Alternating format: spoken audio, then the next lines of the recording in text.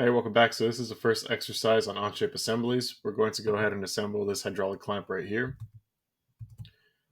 Our final product will look like this, and it should function like this, where it has a slider mate. So let's go ahead and get started. So right here I sectioned off the view so we can actually see how the mate is connected in the inside. I'll show you how to do that in a moment.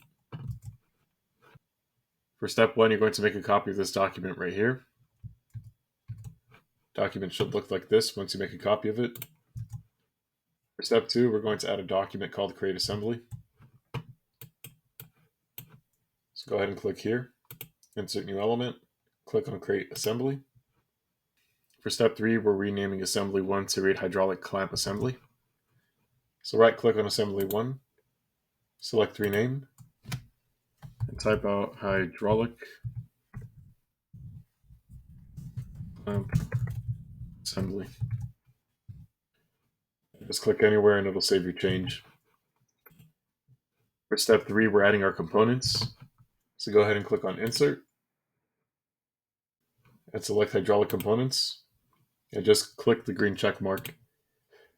By clicking on the green check mark, our components are assembled just as they were in this part studio here.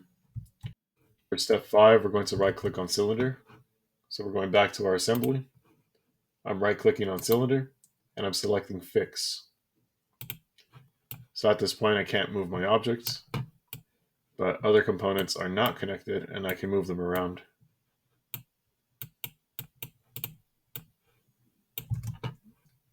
So now we're going to make a copy of our O-ring. So right click on O-ring, select copy. You can also paste it by clicking Ctrl V on your keyboard, or right clicking and selecting paste O-ring. You can also right click on the O-ring here on the screen. You can copy it and then paste it. You can do this with any component. For step 7, we're using the Fastened Mate tool to connect this cylinder here to this point here. So what we want to do, we're going to select Fastened Mate. I'm hovering over the top of this face here, and I'm selecting the center point here. Now I'm going over here to the swing arm. I'm going to hover over this face here. I'm going to hold my Shift key, and I'm moving over here to click on this white icon. Do not click this icon, click on the white icon. Notice that our cylinder is flush with the swing arm. So I'm going to redo this just to show you real quick one little mistake that can happen. So if I click here, if I select this other point, our items are not flush. It's a little offset. So once again, I'm clicking on the center of the cylinder right here. Then I'm hovering over this face here, hold Shift, and then I click on the white dot. And then I just accept this. Go ahead and exit out of this. Now that we added the Fastened Mate, these two components are stuck together, and we can move them together. Now I'm using the Fastened Mate to connect the O-ring over here to the cylinder. So let's click on Fastened Mate. Let's hover over our cylinder, hold Shift, and then go to the center, click it. This part's a little tricky here, so make sure you select the right view. We're going to place this O-ring at the center here. So hold Shift while hovering over this gap, and select that point there, and accept. Notice we're still in Fastened Mate.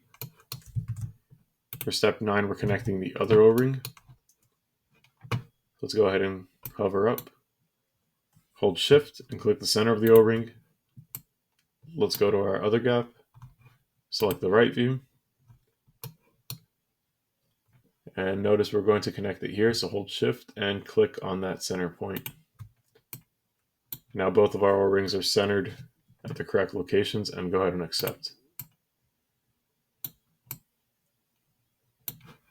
And exit out of this. For step 10, we're going to use a cylindrical mate to connect our plunger right into the cylinder.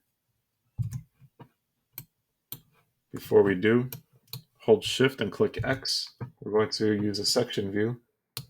So now for our section view, let's go ahead and hollow this area out. So just click on any one of these components, and we hollowed out this area. Let's go ahead and hit the check mark. Now at this point, let's go ahead and click on the cylindrical mate. We're going to hover over this face here, hold shift and click this center. I'm going to the bottom of our plunger, holding shift, and I'm clicking on the center. And we accept this. And let's exit out of that. Let's get out of our section view, so hold shift X, and we get out of our section view. Now notice we can move our plunger.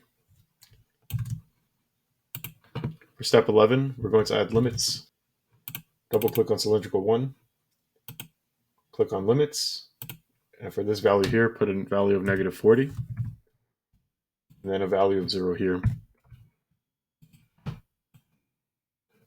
Now our plunger is constrained to a certain distance. For step 12, we're just verifying that we have this component completed, and we do. For step 13, we're using the mask properties to check our work. So go ahead and extend out the plunger. You're going to select cylinder, O-ring, plunger, swing, and then the other O-ring, and click on mass properties.